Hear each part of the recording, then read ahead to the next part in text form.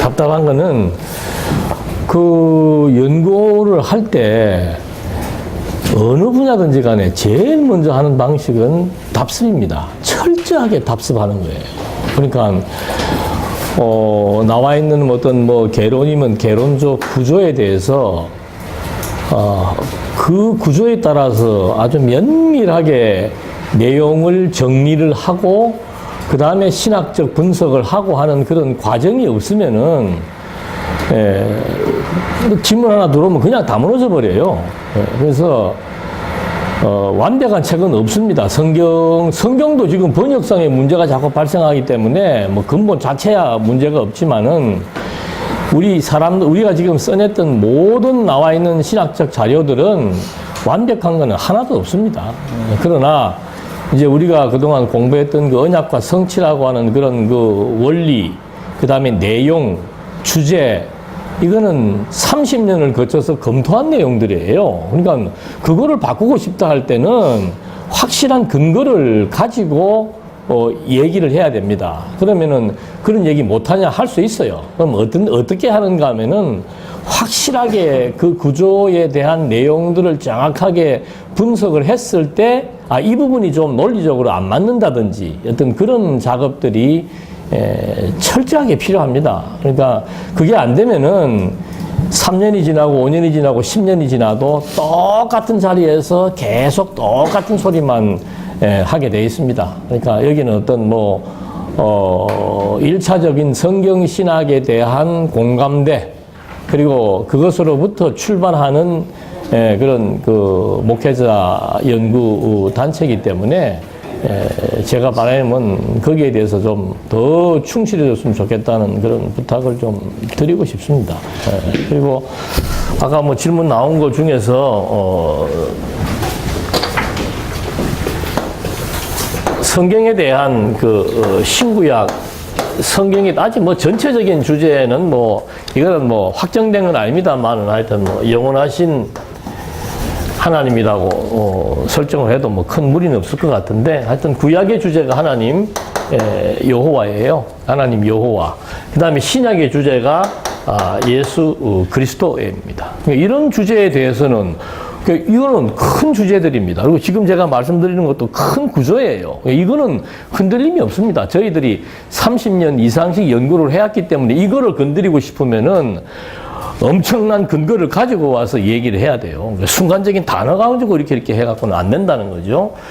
그 다음에 중요한 것은 뭔가 하면은 이 하나님 여호와 예수 그리스도라고 하는 이 주제가 설정되게 된 그 근거가 있죠. 그게 이제 우리가 주장하게 되는 하나의 그 원리입니다. 원리. 그 원리가 언약 성취예요. 그 다음에 그 언약 성취를 이루어 나가는 방법이 뭔가 하면은 메시아 언약, 메시아 성취입니다. 이게 쉬운 말 같지만은 여러분 쉬운 얘기 아니에요. 제가 지금 이거 마태복음 하는 거기 때문에 자세한 얘기는 안 하겠습니다만은 강론집을 읽어보면은 자세하게 나와 있습니다. 그런 그 부분을 쉽게 넘어가면 안 돼요. 그러니까 앞으로 어떤 신학적 주제와 토론은 가능합니다만은 교환을 만드실 때는 부탁드릴게요. 마태복음에 기본적인 골조가 있습니다. 그 골조에 맞도록 내용 요약을 해놓고 그 다음에 거기에 따르는 발제자가 볼 때 중요한 신학적 주제면은 신학적 주제를 따로 밑에다가 따로 해서 질문을 하든 정리를 하든 그건 본인의 마음대로 하되, 우리가 기본적인 구조와 원리를 이렇게 간과해 놓고 어떤 신학적 주제를 논의한다면은 난상 토론이 되는 거예요. 그건 어떤 짜임새 있는 방법을 위해서라도 좀 그렇게 해줬으면 좋겠습니다. 그 다음에 또 한 가지 중요한 것은 뭔가 하면은 내용입니다. 그 내용은 뭔가 하면은 이 언약이라고 하는 것이 자손 땅 통치라고 하는 그 언약이죠. 그럼 신약은 뭔가 하면은 크게는 예수 성취, 그 다음에 성령의 성취고, 내용에 있어서 이제 구약은 나라에 대한 언약입니다. 그래서 아담, 노아, 아브라함. 그래서 아브라함에게 와서는 구체적으로 이스라엘 나라가 이제 역사의 무대에 등장을 하게 되어서 그걸 우리가 역사서라고 얘기를 하는 거죠. 근데 이제 신약은 뭔가 하면은 이것이 나라면은 신약도 뭐가 되게 돼야 되겠습니까? 당연히 신약도 나라예요. 그래서 이제 하나님의 나라라고 해서 전개를 해도 되고, 그 다음에 조금 더 압축되면은 교회론이라고 하는 그 교회의 개념을 가지고 전개를 해도 됩니다. 근데 이런 것들이 이제 무슨 근거가 있냐는 거죠. 근거가 있으니까 이렇게 얘기를 하는 거예요. 우리가 그동안 그 기본적인 신약의 구조가 내용적인 구조를 봤을 때는 교회의 기초, 설립, 양육, 무장, 투쟁, 승리, 이것이 내용적인 흐름에 의한 구조입니다. 이런 그 원리적인 것들에 충실해서 마태복음은 마태복음도 아주 잘 나와 있어요. 이렇게 딱 입체적으로. 직임이죠. 이런 것들이 그럼 왜 직임이냐를 따져서 근거 제시를 하고 모르면은 왜 직임일까라고 하는 생각을 가지고 연구를 하고 그렇게 했을 때 뭐 어느 부분을 발제한 사람들에게 그런 관점에서의 그 맥락에 맞고 공부하는 범위에 맞는 질문을 우리가 정확하게 할 수가 있습니다. 그래서 뭐 마태복음 같은 경우도 뭐 구약에 의한 성취, 성지직, 왕직, 제사직이라고 하는 이 주제들은 일단 그 상위 주제하고 당연히 연결이 될 수밖에 없는 그런 내용들이 나와 있죠. 근데 그런 것들에 대해서 좀 충실하게 해줬으면 좋겠습니다. 당부를 드리는 거예요. 그 다음에 이제 우리가 이 마태복음을 하게 되면은 좀 길게 그리면은 사실 그 마태복음이 중요한 이유는 저도 그때 그 사복음서 통일성 연구하면서 뭐 나름 그 당시에 한 뭐 20년 전인가 되는데 그 당시에 이제 뭐 나름대로 네 가지를 다 연구를 하느라고 뭐 한 몇 년이 걸렸는데 이 마태복음 그 요즘 신학자들이 이 배열을 이제 중요시하는 사람도 있고 무시하는 사람도 있지요. 근데 그 배열이 반드시 맥락이라고 하는 게 있습니다. 그러니까 뭐 여기 왜 반드시 마태가 먼저 나와야 되느냐? 그리고 그 다음에 마가, 누가, 요한 이렇게 배열이 될 때 그 배열은 굉장히 중요한 의미가 있는데 현대 그 사복음서 연구하시는 학자분들이 이거를 이렇게 정확하게 뭐 이렇게 집어서 성경적으로 근거를 제시해주는 책들은 뭐 이렇게 모르겠습니다. 제가 책을 많이 안 봐가지고 지금 자세히는 모르겠는데 하여튼 이렇게 쉽지 않은 과정들이죠. 그리고 아까 전사님 물론 뭐 그 의도는 충분히 알겠는데 이제 우리가 신학적인 그 배경을 갖고 설명을 하는 게 좋죠. 공관이라고 하는 말은 마태, 마가, 누가가 공통적인 관점에 쓰여졌다. 그런 뜻이에요. 그게 무슨 말인가? 예수님이 한 가지 행동을 했다 이 말이에요. 근데 그거를 왜 세 명이서 따로따로 기록하냐 이 말입니다. 그런 맥락에서 나온 게 공관복음이에요. 그러니까 따로따로 기록할 필요가 없으니까 사건별로 쫙 나열을 하는 거예요. 거기다가 여기 오병이어면 오병이어를 같이 묶어버리고 이런 식으로 그런 책들이 많이 나와 있습니다. 그건 완전히 파편적이에요. 그렇게 연구를 하니까 자유주의 신학자들이 너 참 연구 잘한다. 그럼 요거 한 권으로 압축해라. 한 권으로.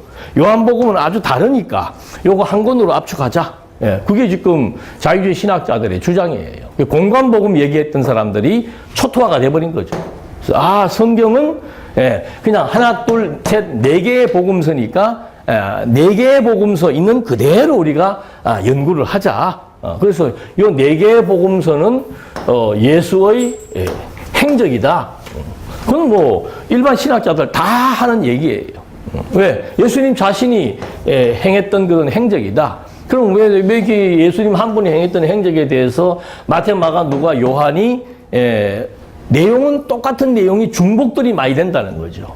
중복되면은 중복되는 대로 그 중복된 사건에 대한 의미가 있을 것이 아니냐. 그런 식으로 이제 다 접근을 했는데, 그걸 이제 이렇게 입체적으로 여기 지금 주제 설정부터가 많은 문제들이 있다는 거죠. 구속사 신학이나 자유주의 신학자들이 설정한 이 사복음서 각각의 주제들이 이제 나름대로 이렇게 좀 편협된 부분들이 있다는 거죠. 그래서 이런 맥락 예수의 행적인데 저희들이 추구하는 것은 마태는 이제 직임이고 신분이고 그 다음에 사역이고 본성이고 이거에 대해서 문제를 만약에 이 안에서 이거에 대해서 문제를 제기한다면 역으로 본문 내용을 제대로 연구 안 했다는 거예요. 본문 내용 제대로 연구하면은 여기에 대해서 주제가 많이 틀리니 말할 수가 없습니다. 예. 그래서 우리들은 공부 방법이 일단 무슨 텍스트가 있으면은 그것이 우리한테는 성경 개론이든 성경 강론이든 뭐가 있으면은 그것이 정말로 그런지 아닌지를 확인을 해 들어가야 되는 거죠. 예. 과연 마태복음을 1장에서 4장까지 나눠야 되고 5장에서 16장 12절까지 나눠야 되고 그 다음에 또 이렇게 나눠서 이렇게 나누어지는 이런 분기점들이 이게 문제가 없는지 그리고 나누어지는 이런 것들이 과연 각각의 주제들이 정확한지 이런 것들이 충실이 안 되네. 그 다음에 얘기해봐야 다 막 전부 흐트러져 버려서 얘기를 들으면 이게 무슨 얘기인지 어떤 맥락에서 무슨 말을 하려는지 물론 포착은 할 수 있지만 이것이 좀 이렇게 짜임새가 좀 부족해진다는 거죠. 그래서 이렇게 지금 다 나누어 놨을 때는 그 분명한 근거가 성경 본문에 다 있습니다. 성경 본문에 다 있기 때문에 그래서 우리가 자신 있게 얘기하는 거예요. 이것이 어떤 일반 논리학적 맥락에서 제시는 됐는데 성경에서 보니까 좀 다르다. 이래 되면 힘있게 말할 수가 없는 거죠. 그래서 이런 중요한 부분들을 우리가 좀 놓치면 안 되겠다라고 하는 생각을 자주 말씀드립니다만은 연구생들 공부할 때도 계속 이 얘기 하는 거예요. 계속 이 얘기. 예.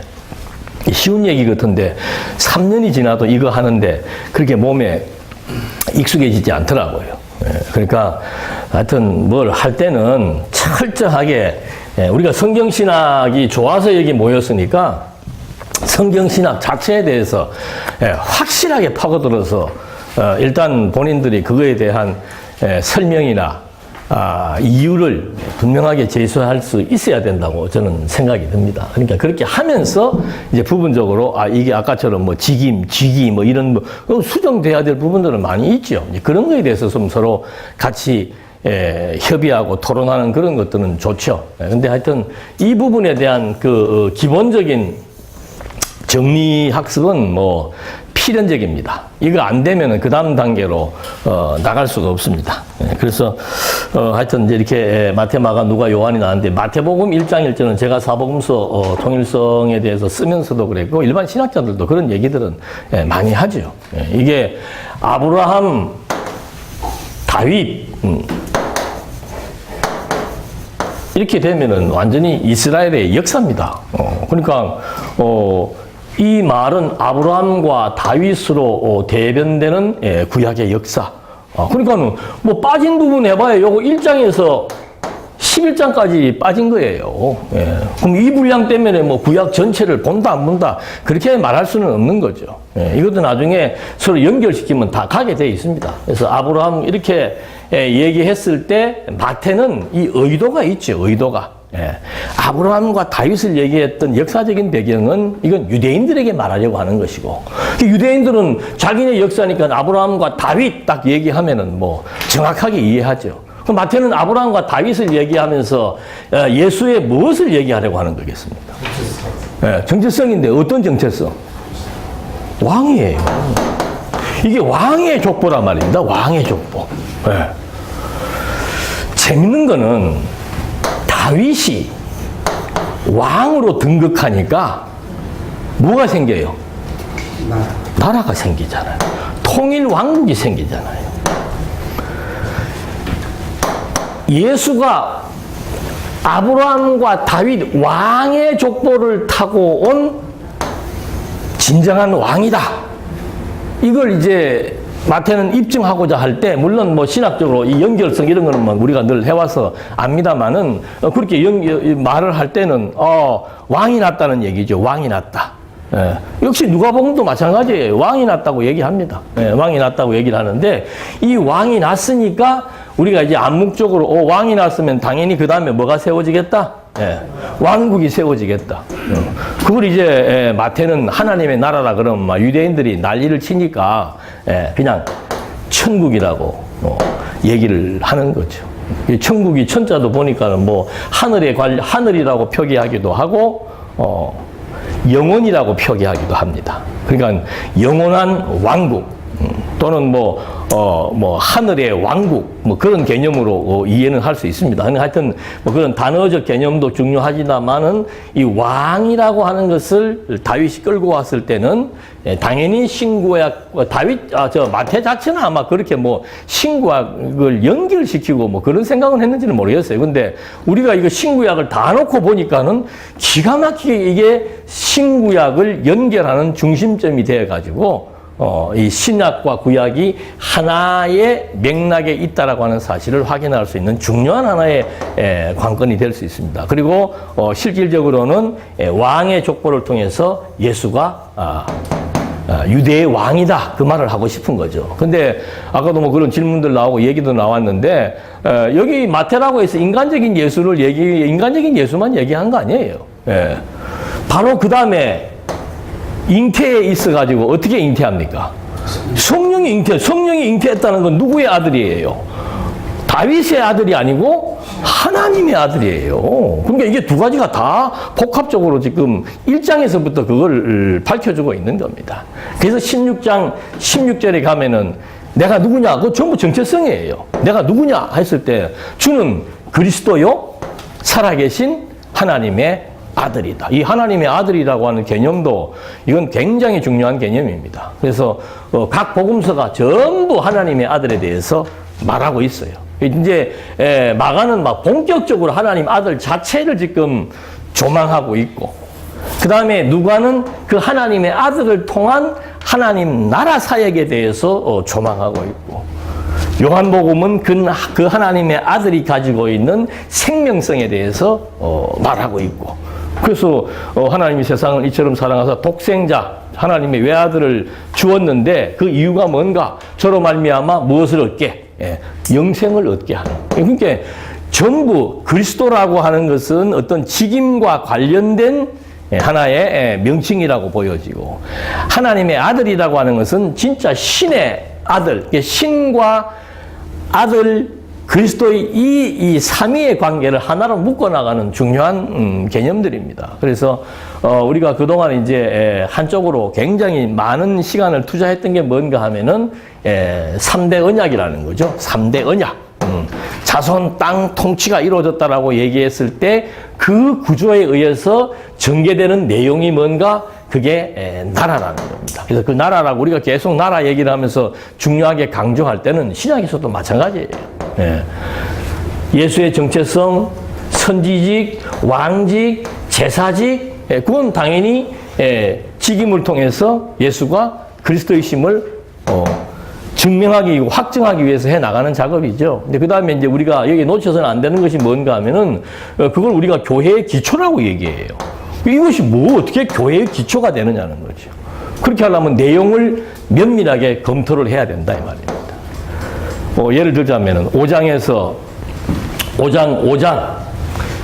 16장 12절까지가 뭐예요? 선지직이죠. 그래서 뭐 선지직에 대한 이게 다 했다 막 그거 책 보면 다 나와요. 그거 정리 정확하게 해오시라니까. 그거 정리를 요약을 할 때는 자기들의 단어로 요약을 하니까 2자로 요약을 하든 10자로 하든 그거 정리를 정확하게 해오시라니까. 그래야 그 다음 얘기를 할 수 있는 거예요. 근데 여기는 좀 아쉽게도 그거 정리를 제대로 안 오시는 경우들이 물론 열심히들 하시는데 제 양에는 좀 덜 차는 것 같아요. 그거 정리를 좀 정확하게 해와야 그것에 의한 문제 제기라든지 그것을 내가 정리하다 보니까는 이거는 도저히 내가 아구가 안 맞는다. 그래도 우리가 수십 년 동안 해왔던 텍스트인데 그렇게 단번에 이거 잘못됐다 이렇게 얘기하면 안 돼요. 그러니까 이거 보니까는 내가 좀 잘 이해가 안 된다. 그러면 당신이 이해가 안 되는 경우도 있고 진짜 요거는 조금 단어를 좀 수정해야 될 부분들이 있고 그걸 이제 우리가 같이 협력적으로 논의를 하면 더 좋아질 것 같아요. 그래서 이 선지직에 대해서 이렇게 딱딱딱 구분이 되는데 이렇게 구분되는 내용들은 결국은 뭘 그렇게 말하려고 했을까? 처음에 5장에서 보니까는 제일 처음에 나오는 게 뭐가 나와요? 이제 여기 강론집에 있는 얘기는 우리가 다 아니까 뭐 산에 오르사 입으려고 다 뭐 증거하는 거예요?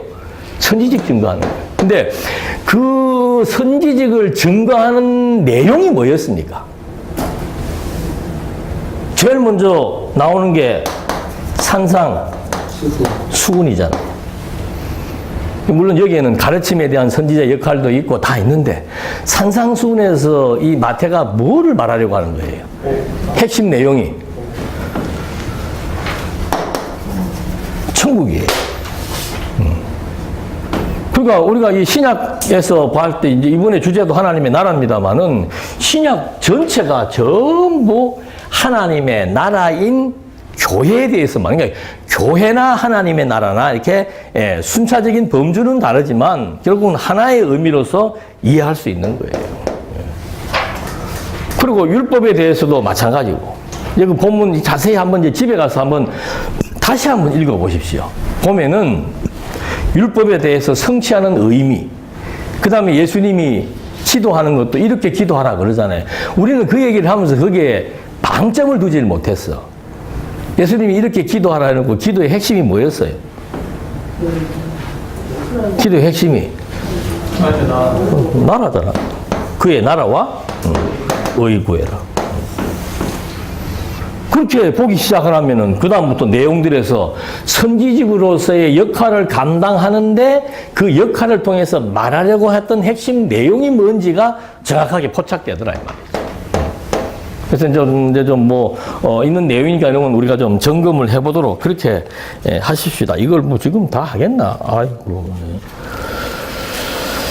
이거 각 줄을 성경을 대부분 다 성경을 달아놨으니까 여러분들 한번 집에 가서 이렇게 한번 쭉 이렇게 보시다가 연결이 잘 안 된다든가 뭐가 조금 이렇게 성경 인용이 조금 그 주제하고 안 맞든다든가 이런 거 있으면 저한테 톡을 주셔도 좋고 전화를 주셔도 좋고 하여튼 마태, 마가, 누가, 요한이라고 했을 때 그 주제들 직임, 신분, 사역, 본성에 있어서 직임을 통해서는 이 제일 중요한 게 하여튼 마태에 대한 예수에 대한 정체성이에요. 그래서 그 마태복음 1장과 4장은 너무도 중요한 얘기입니다. 이게 뭐 단순한 구약 성취 이런 차원으로 끝나는 게 아니에요. 구약이 메시아 언약인데 그 메시아 언약에 대한 성취 내용을 순차적으로 증거하고 있다는 거죠. 족보, 잉태, 출생, 그 다음에 뭐 생애라 할까, 뭐 하여튼 뭐 이사 갔다가 돌아오고 하는 그런 과정들이 이렇게 시간적 순서에 의해서 정확하게 설명하면서 이 예수가 다윗의 족보를 타고 온 왕인 그 예수가 이러한 선지자의 예언을 성취함으로 말미암아 그의 정체성을 여기에서 정확하게 우리한테 확인시켜주고 있죠. 그래서 요한복음은 마태복음은 크게 맥을 잡는다면은 1장 4절로부터 시작을 해갖고 중간에 16장 16절 이건 뭐 사복음서 전체를 대변하는 요절이 될 수도 있죠. 주는 그리스도시요 살아계신 하나님의 아들이다. 그래서 1장에서 4장까지 정말로 주가 그리스도이고 하나님의 아들임을 요 1장 4장만 가지고도 충분히 증명해 줄 수 있는데 그 앞에 이제 선지직을 통해서 정확하게 포착이 돼 있죠. 그러니까 그 재밌는 거는요. 16장 16절에서 주는 그리스도시고 하나님의 아들이다. 이렇게 딱 설명을 합니다. 그러니까 예수님이 18절에서 뭔 얘기를 하는 거예요? 교회를 세우겠다 얘기하는 거예요. 그 다음에 19절에서 뭔 얘기합니까? 천국 열쇠. 요거 한번 연결식에서 한번 뭘 한번 써보세요. 그래서 하나님의 나라인 교회라고 하는 그 말의 의미가 이 세 가지를 다 함의하고 있는 겁니다. 그리스도는 교회, 하나님 나라의 주체죠. 주체이며 기초가 되는 분이고, 그 그리스도의 고백 위에 교회가 세워졌고, 그 교회에 주어진 게 뭡니까? 천국 열쇠라고 하는 것은 천국을 왕래할 수 있는 그런 열쇠적 의미를 갖고 있습니다. 그러니까 교회와 천국은 일체예요, 일체. 그리스도와 교회가 일체고, 그래서 그리스도, 교회, 천국이라고 하는 이 개념이 16장에서 아주 중요한 개념으로 부각되기 시작을 하는 겁니다. 그리고는 그 다음에 왕직에 들어가서는 어느 분이 그런 질문하는 것 같은데 왜 여기서 왕직이 나오는가? 16장에서의 왕직은 이런 그 16장 이후로부터 나오는 그 왕직을 통해서 왕의 권세, 통치 권세, 이거는 뭐 이거에 대해서 확고하게 입증해주는 단서가 되는 거죠. 예. 그렇게 해서 마지막에 나오는 것이 제사직이란 말입니다. 그러니까 아까 어떤 분도 그 질문할 때 예수의 죽음과 부활은 사복음서에 다 들어가 있습니다. 그 다음에 오병이어도 다 들어가 있어요. 그렇게 다 들어가는 게 몇 가지가 있습니다. 근데 이제 제일 중요한 사건은 죽음과 부활이죠. 그럼 똑같은 죽음과 부활인데 일반 신학자들은 이 구조가 없기 때문에 그거를 독특성을 살려내지를 못해요. 네. 여기는 나오죠. 예수의, 요한복음이 말하는 예수의 죽음과 부활은 어떤 의미입니까? 부활의 생명의 정점을 찍는 거예요. 마태는 죽음과 부활을 어떤 차원에서 얘기하는 거예요? 제사예요. 제사 차원. 네. 제사장이라고 하는 이 주제에다가 일부러 엮어넣나? 그렇지만 그게 아니에요. 제사장에 대한 얘기가 쭉 나오면서 마지막에 가서 죽음과 부활이 나오는 거죠. 그러니까 죽음이라고 하는 것은 제사의 맥락에서 봤을 때 죽음이라고 하는 것은 죄에 대한 정죄고, 그의 부활이라고 하는 것은 의에 대한 사역을 의미하는 거죠. 그래서 영원한 속죄, 영원한 생명을 얻게 하는 것이 제사장 사역에 나와 있는 죽음과 부활이다. 그게 맥락적으로 어느 한 부분의 신학적 주제를 설명할 수 있다는 거예요. 그러니까 마태가 말했던 죽음과 부활의 개념과 마가가 말했던 죽음의 부활, 마가는요 완전히 신분입니다. 근데 신분을 어떻게 증거해 주는가 하면 이 신분은 하나님의 아들이에요. 그러니까 마가복음 1장 1절로부터 뭐가 나와요? 하나님의 아들? 복음의 시작이다. 그럼 하나님의 아들을 어떻게 할 건가? 그 신분의 변화라 그랬잖아요. 본래의 신분이 하나님의 아들이었다. 근데 그가 어떻게 됐다? 예, 가장 천한 비하된 신분을 보여주었다. 그게 배척과 죽음이에요. 그 다음에 승리되는 신분이 뭔가 하면은 부활과 하나님의 보좌 우편에 있는 거예요. 그러니까 죽음과 부활이라고 하는 것은 신분의 변화를 아주 극명하게 보여주는 그런 맥락 속에서 마가는 증거하고 있다는 거죠. 그러니까 제사적 맥락의 죽음과 부활, 신분에 대한 아주 그 변화를 극명하게 보여줌으로써 하나님의 아들을 입증해주는 죽음과 부활. 누가는 뭐예요? 누가는 사역인데 그 사역에 대한 내용이 뭡니까? 하나님의 나라예요. 그러니까 하나님의 나라를 완성하기 위한 사역의 방법이 뭔가 하면은 구속 사역이라 이 말입니다. 그러니까 누가가 말하는 예수의 죽음과 부활은 바로 하나님의 나라를 완성하기 위한 구속 사역의 방법으로서 죽음과 부활이다. 너무도 분명하게. 근데 이렇게 얘기하는 학자들은 아마 요즘에 그런 책들이 뭐 나온 거 있습니까? 이렇게 못한다니까. 그래서 여러분, 제가 계속 강조하는 얘기는 이런 주제와 구조는 이건 너무 중요하고 독특한 거예요. 예.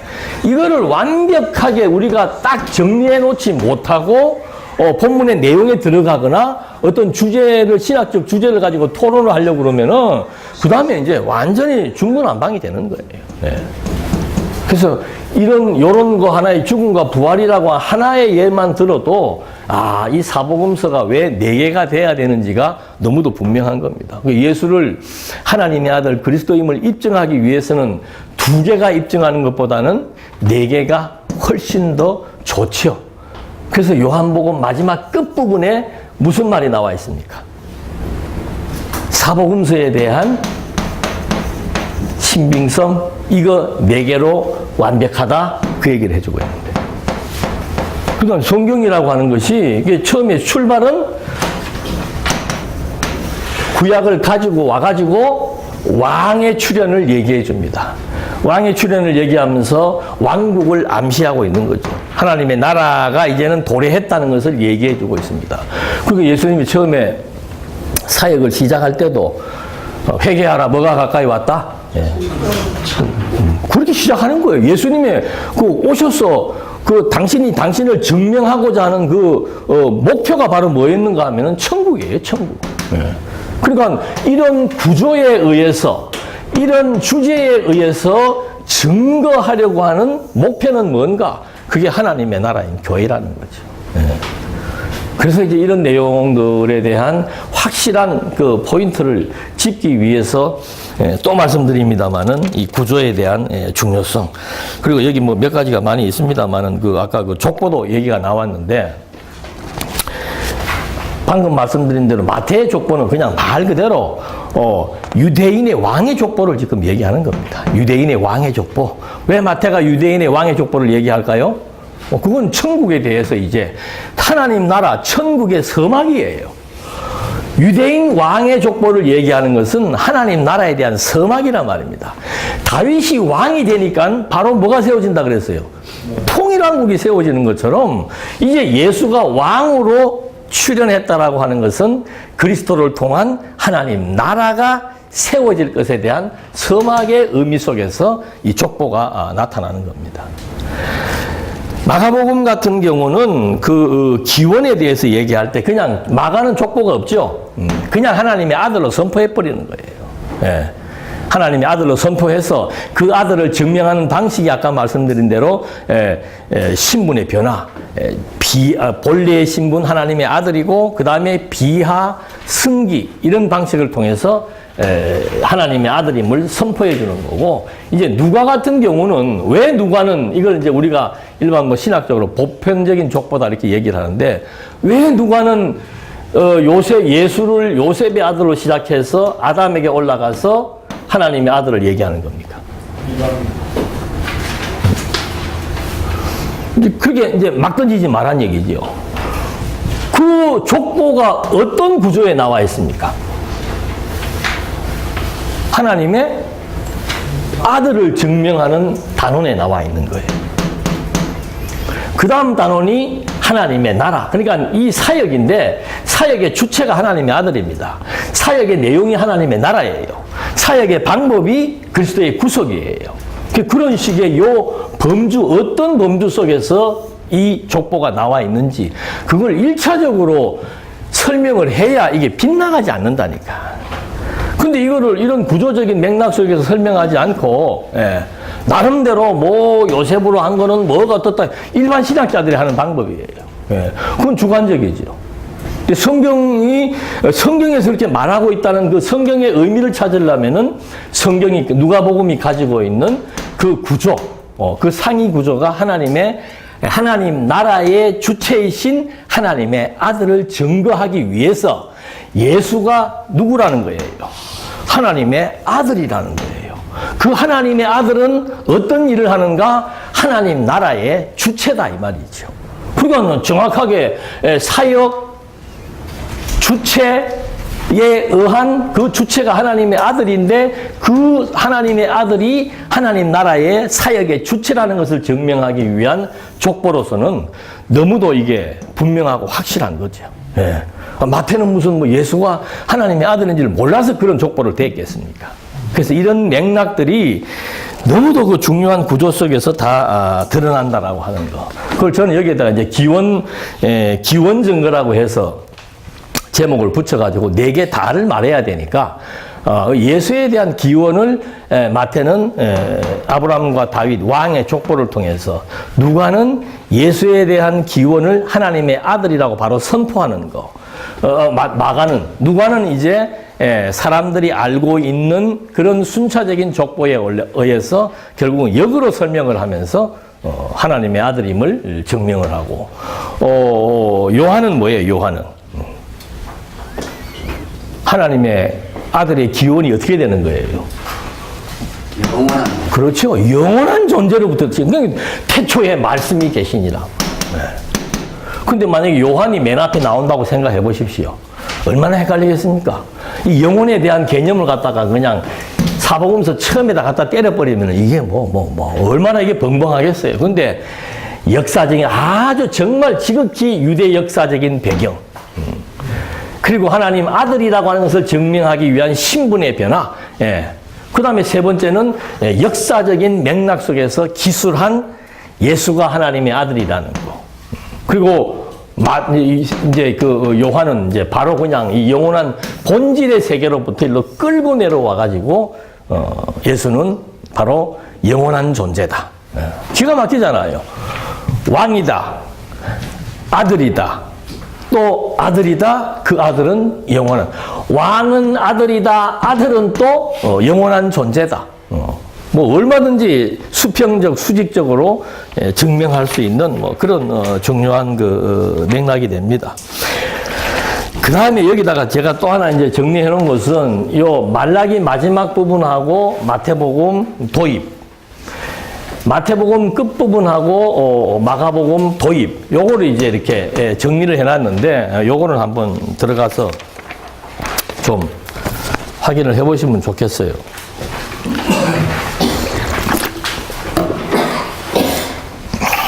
그 다음에,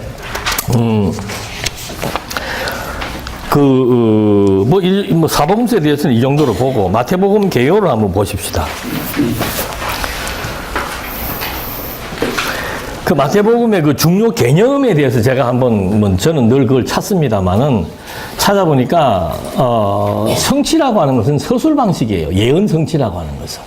마태는 철저하게 유대인 중심으로 이걸 썼기 때문에 구약을 인용을 해가지고 어떤 사건이나 교훈도 전부 밑에다가 단서를 붙입니다. 이사야 어디에, 시편 어디에, 뭐 예레미야 이렇게 계속하면서 그런 그 예언의 성취 맥락. 그래서 유대인들로 하여금 이 예수는 진짜 구약에서 예언한 그리스도가 확실하다. 이걸 이제 증명해 주는데, 근데 그 가장 많이 나오는 게 뭔가 하면은 나라와 천국이에요. 예. 이 단어가 지금 거의 제일 많이 포착되고 있더라고요. 그러니까 이것만 봐도 마태는 구약의 언약대로 오신 예수가 하는 일이 뭔가, 그게 바로 하나님의 나라를 세우는 그 일이고, 그래서 그거에 대한 전파를 계속 말하고 있다. 뭐 이렇게 확인해 볼 수 있습니다. 그 다음에 율법에 대한 율법과 선지, 이 율법과 선지 그러면 그냥 구약 전체를 다 대변한다고도 볼 수 있는 겁니다. 그래서 그 선지자의 그 직임을 성취하는데, 율법이라고 하는 것은 선지자의 가장 중요한 책무지요. 율법을 가르치는 거. 그래서 그 율법을 통해서 마태는 뭐를 말하려고 했는가? 물론 율법을 통해서 성취해서 내가 그리스도라는 그 증명은 우리가 다 아니까 다 아는 얘기를 여기서 계속 반복해서 할 필요는 없고, 그런 걸 통해서 마태는 뭘 말하려고 했는가? 율법을 통해서 마태는 무엇을 말하려고 했는가? 하는 것을 좀 생각해야 될 필요가 있죠. 그래서 율법이라고 하는 것은, 율법은 제사장 나라에 대한 정체성을 규명해 주는 겁니다. 율법은. 그러니까 이스라엘 나라의 정체성은 제사장 나라예요. 그럼 그 제사장 나라의 정체성을 뭐로 규정해 주는가? 율법을 통해서 규정해 줍니다. 그건 어디에 나와 있는가? 그 출애굽기에 순차적으로 나와요. 제사장 나라도 나라이며 19장에서 제사장 나라 얘기하고 20장에서 바로 율법이 나옵니다. 그리고 30몇 장에서부터는 성전이 나와요.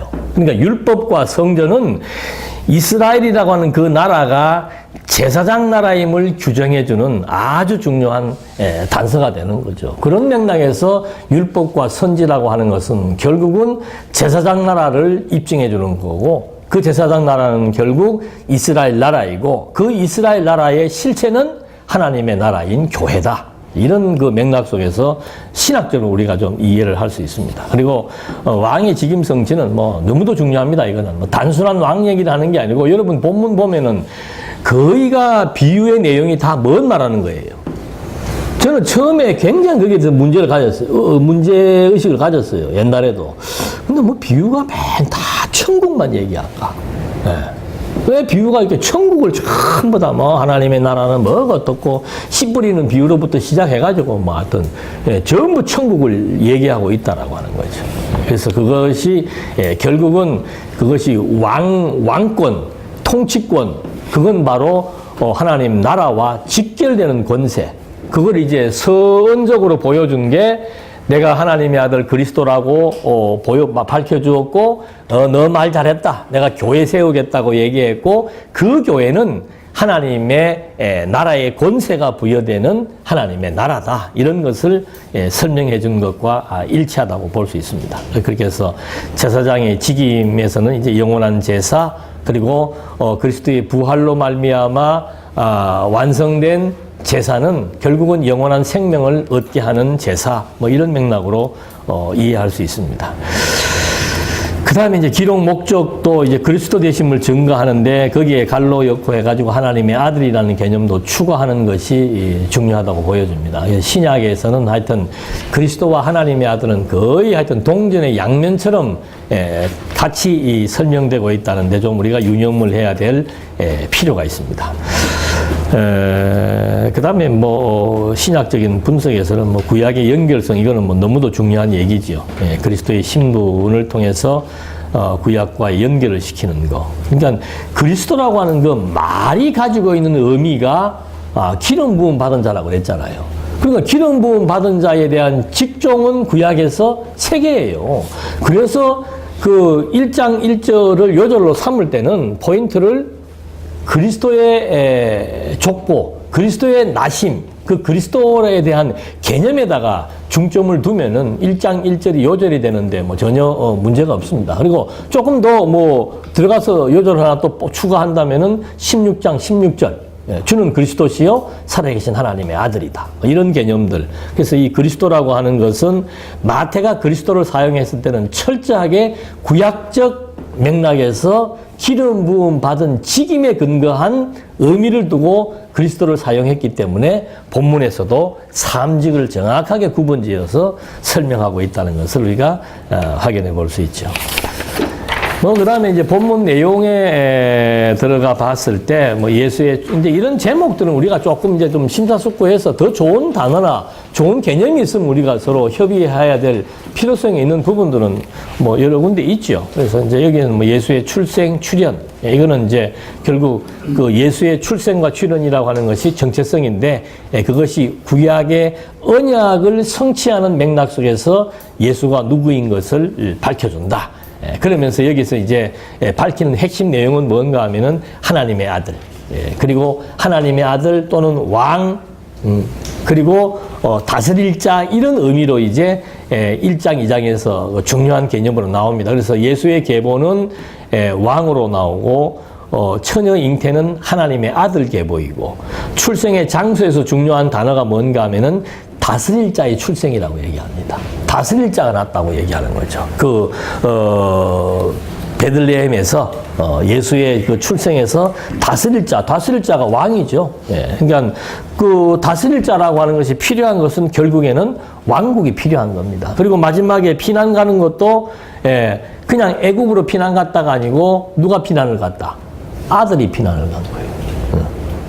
그러니까 그 1장에서 2장의 총합적인 개념은 뭔가 하면은 왕, 하나님의 아들로, 왕, 다스릴 자, 하나님의 아들. 그 3개는 전부 왕국에 대한 주체를 지금 설명한다고 볼 수 있는 겁니다. 그 다음에 예수의 출현에 있어서도 이제 광야의 행적에 있어서 핵심적인 내용은 뭔가 하면은 예수님이 천국 복음을 선포하더라는 말이 거기에 나오고 있습니다. 3장 2절에 광야에 시험 받기 전에 명제를 던집니다. 회개하라, 뭐가 왔다? 예, 천국이 가까이 왔다. 그리고는 광야에서 시험을 받는 거예요. 근데 사단이 예수를 뭐라고 얘기하는가 하면 계속 시험할 때마다 쓰는 용어가 있어요. 하나님의 아들이거든. 이게 간접 화법이죠. 하나님의 아들이거든. 근데 하나님의 아들임을 예수님이 하나님의 아들이라 말은 안 했지만은 하나님의 아들이기 때문에 시험을 물리치는 내용으로 이렇게 증명하는 것으로 확인할 수 있습니다. 그리고는 이제 광야 시험 끝나고 나서도 4장 17절에 보면은 광야 시험 끝나고 나서 뭐라고 나오는가 하면 이때부터 예수께서 비로소 전파하여 이르시되 회개하라 천국이 가까이 왔느니라. 자, 이게 참 재밌는 게요. 이 3장의 내용 첫 포문이 회개하라 천국이 가까이 왔다. 4장의 끝부분이 회개하라 천국이 가까이 왔다. 그러면 3장 4장에서 하나님의 아들이 입증되었고 그 하나님의 아들은 결국 무엇을 위해서 온 겁니까? 하나님 나라를 위해서 온 거예요. 그래서 그걸 이제 선포하는 내용으로 전개가 됩니다. 그 다음에 이제 뭐 선지자의 직임, 직임도 뭐 다 같은 맥락이죠. 아까도 말한 대로 뭐 산상보온, 심령이 가난한 자는 복이 있나니 뭐다? 천국이 저희 것입니다. 의에 줄이고 목마른 자, 뭐 쭉쭉 설명을 하면서 6장까지 넘어와서는 이제 뭐 선행, 기도, 금식 뭐 이런 거 다 해가지고 결국 마지막 핵심은 뭔가 하면은 하나님의 나라와 의를 구하라고 하는 이것이 이제 포인트로 6장에서 마무리가 되죠. 그 다음에 7장에서는 이제 의로운 자의 증거로서 천국 백성에 대한 자격을 말해주고 있고 그 다음에 삼직에 대한 아까 이런 질문들 나왔죠. 이거는 뭐 말 그대로예요. 선지자가 삼직에 대해서 지금 가르치는 거예요. 선지직은 뭐고 통치직은 뭐고 제사직은 뭐고 총합적으로 그리스도에 대한 직임은 뭔지 그걸 이제 설명해 주는데 여기서도 뭐 진정한 선지자, 통치직에서는 하나님의 아들, 제사직에서는 말 그대로 영원한 속죄주 그거 다 영원한 속죄를 받아야 뭘 얻습니까? 영원한 생명을 얻는 거죠. 그 일을 위해서 당신이 구약에서 예언한 대로 죽고 부활한다라고 하는 제사의 실체를 여기서 완성한다는 그런 의미의 설명을 하고 그리스도직은 여기 또 나오네. 그리스도직이라고 하는 것이 기름 부음 받은 직입니다. 그 기름 부음 받은 직의 핵심은 바로 통치직이에요. 말씀으로 통치, 선지자는 말씀으로 통치하고 왕은 권세로 왕의 권세로 통치하고 제사는 제사의 어떤 제사라고 하는 것이 결국은 재판 역할도 하잖아요. 그런 제사장의 어떤 역할을 통해서 말하는데 여기는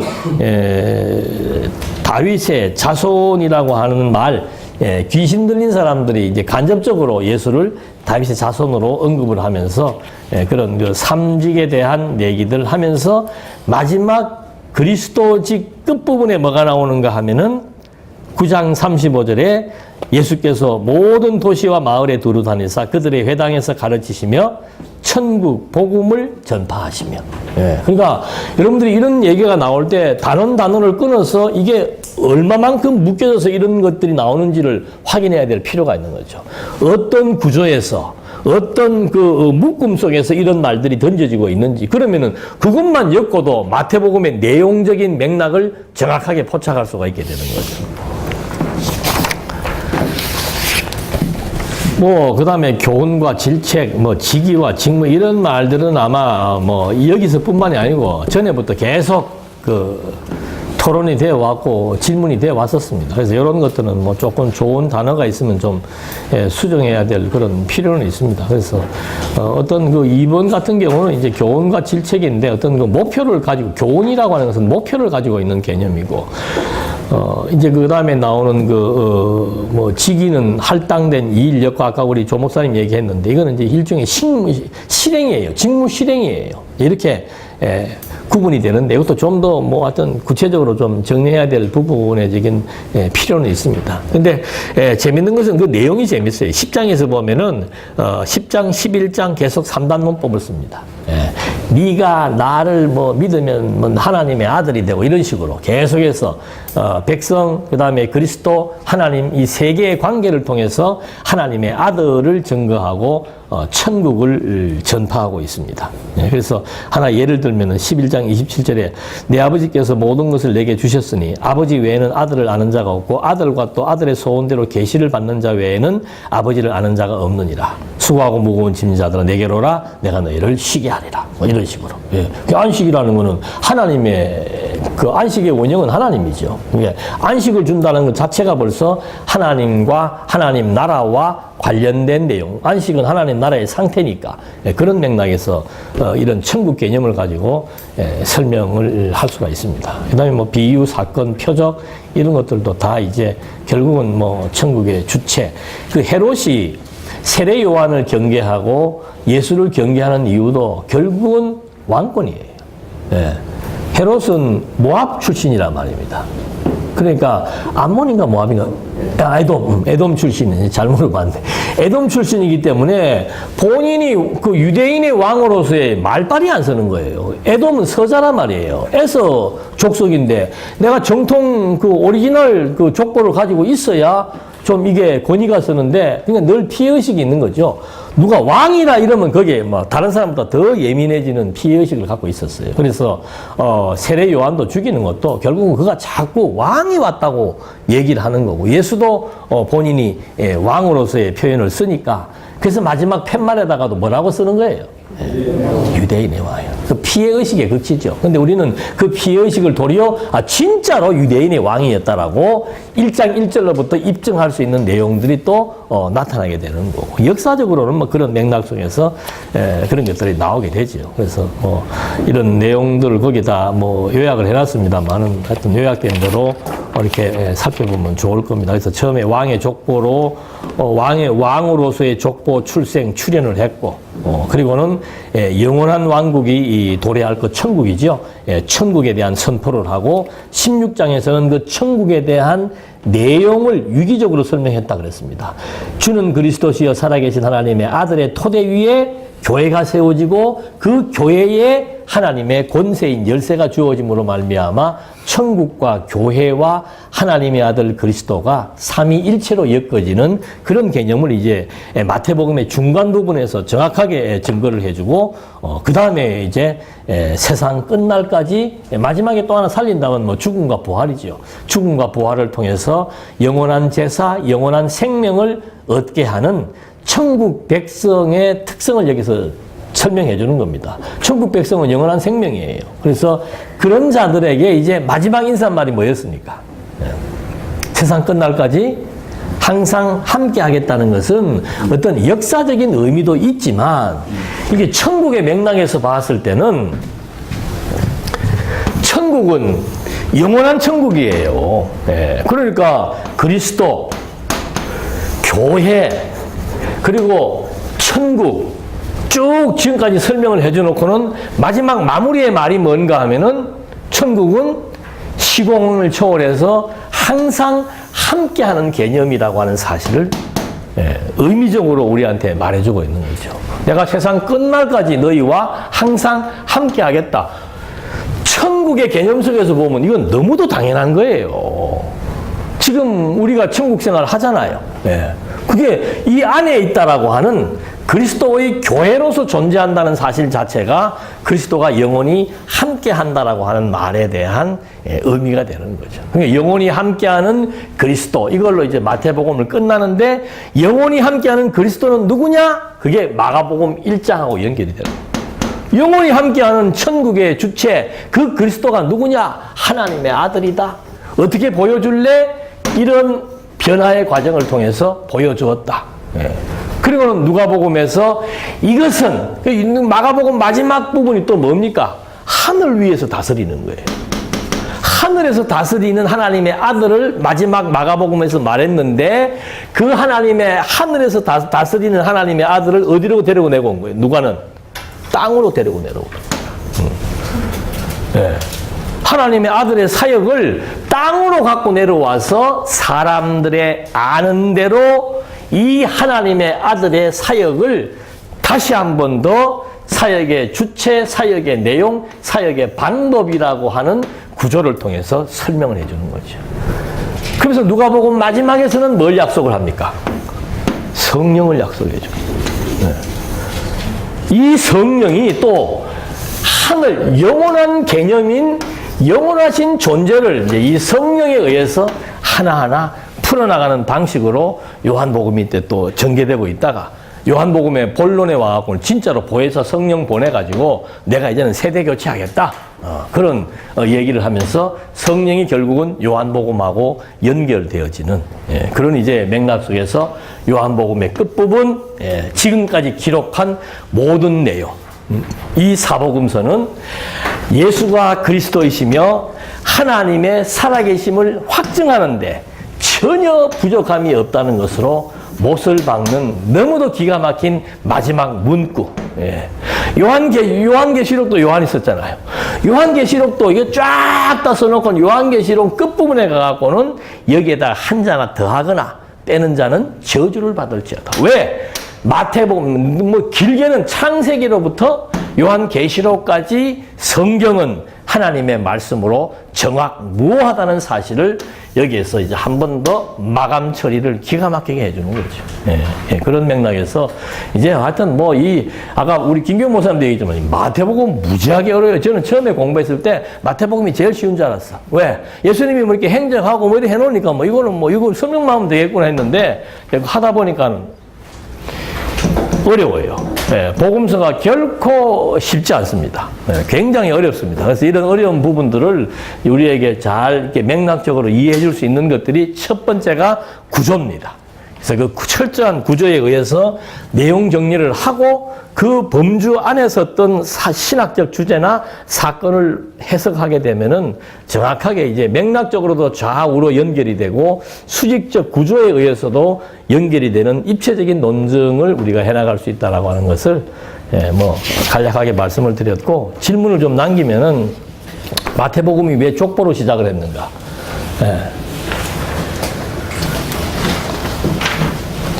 아까 말씀드린 대로 마태복음이 족보로 시작하는 데는 몇 가지 이유가 있죠. 그 족보로 시작한 것은 아까도 말씀드린 대로 왕의 정통성, 그리고 하나님 나라의 서막이고, 그리고 구약을 대변하는 아브라함과 다윗의 족보를 통해서 신구약에 연결을 시키는. 여러분 구약 성경 보면은 너무도 내가 언젠가도 한번 그 얘기를 했지만은 이 구약 성경에 족보가 없으면은요. 언약의 연속성을 확립할 수가 없습니다. 족보가 우리는 언약 얘기했으면 언약 하지만은 그 언약이 아담으로부터 시작해서 이 그리스도에게까지 연결된다는 것을 족보가 없으면 설명을 할 길이 없어요. 너무도 기가 막히게 했던 성경을 보면은 창세기 5장 큰 단원이 바뀔 때 족보를 딱딱 명시해 줍니다. 창세기 5장에서 뭐라고 얘기하는가 하면은 아담의 족보는 하고 나와요. 아담의 족보를 여기서 말하는 이유가 뭐겠습니까? 안 목사님이 나하고 제일 먼저 눈이 마주쳤으니까. 아담의 족보를 창세기 5장에서 말하는 이유가 뭐예요?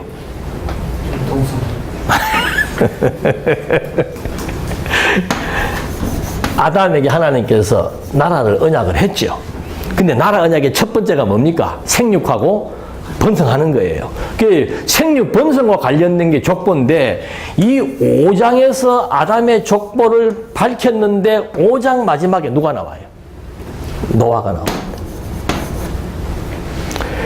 그 다음에 또 바로 6장에서 노아의 족보하고 간략하게 언급을 하고는 노아의 새하는 게 심판이 있고는 게 심판이라고 하는 게 여기 중요한 사건이 발생을 하는 거죠. 심판으로 말미암아 아담으로부터 노아 이전까지가 끊긴 게 아니라는 걸 지금 말해주는 거예요. 그게 언약의 연속성입니다. 그러니까 아담으로부터 노아 때까지는 노아의 심판으로 말하면 인류가 다 죽었는데 그럼 이때 인간하고 노아는 상관이 없는가? 상관이 없으면 언약의 연관성이 없어져 버리는 거예요.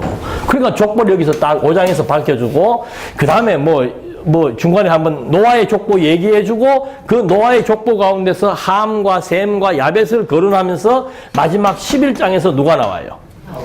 셈의 족보를 밝히면서 아브라함이 나오는데 이 아브라함이 12장에 등장을 하잖아요. 그러면 아브라함으로부터 마태가 시작을 했었어도 이 아브라함의 뿌리는 누굽니까? 셈이고 셈의 뿌리는 노아고 노아의 뿌리는 누구예요? 아담이죠. 이렇게 구약의 족보가 계속 연결이 되다가 다윗이 와가지고는 이제 역대기 1장에서 9장 그 방대한 분량의 족보가 다윗이 죽고 난 다음에 이스라엘 이 다윗의 왕조에 대한 족보가 이제 중심으로 역대기 1장에서 9장까지 유대인들에 대한 족보가 나오고 뭐 여러 족보들이 나오지만 핵심은 유다 왕조의 족보를 여기에서 다시 한 번 더 거론해 주는 거죠. 여기에서 유다 왕조의 족보를 거론해 줌으로써 아브라함, 다윗이 그대로 연속성을 가지고 있다. 바벨론의 포로로 끌려가서 엄청난 시련을 겪고 다 흩어져서 많은 사람이 죽었지만 다윗 왕제의 족보는 건재하다. 그걸 9장에서 한 번 더 밝혀주잖아요. 이거를 아는 유대인들은 아브라함과 다윗의 자손 예수 그리스도 얘기해버리면 이제 기절하는 거죠. 네. 긍정적인 면에서 기절하는 사람은 뭐 선택한 사람들이고 부정적인 면에서도 기절하는 거죠. 목수의 아들이 뭐라고? 그래서 이 족보는 하나님의 언약에 대한 연속성 그리고 생육 번성에 대한 연속성. 그러니까 처음에는 인류에 대한 생육 번성에 대한 족보를 기술을 하다가 중간에 넘어가서는 그 다음부터는 유다 왕조로 압축이 되고 그 유다 왕조에서 압축돼 가지고 응축된 사람이 누군가 하면은 예수가 거기에서 나타나는 거죠.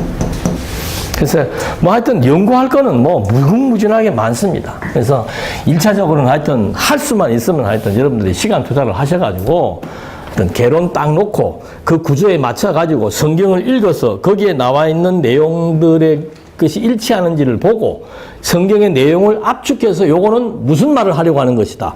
이렇게 달기 시작하면 훨씬 성경이 쉽고 간결하게 보입니다. 예, 그래야 설교를 해도 설교가 이렇게 뭐 설명을 하다 보면 퍼질 수 있죠.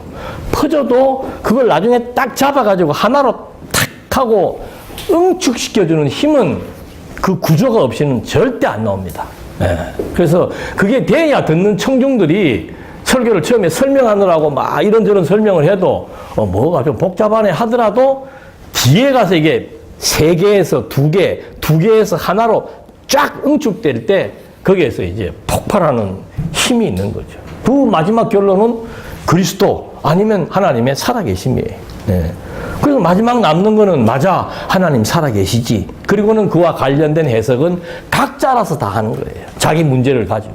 네. 그래서 결국 우리가 공부하는 것도 목사들은 강단에서 가지고 설교하는 거잖아요. 네. 신학적으로 성경을 분석하는 것에 대한 중요성도 있지만 그 다음에 부수적으로 따라오는 거는 우리가 늘 강단에서 하는 강론하는 강론이에요. 그래서 그런 것들을 아주 이렇게 정확하게 흔들리지 않고 규모 있게 하기 위해서는 하여튼 이 개론 구조는 너무도 중요한 구조입니다. 네.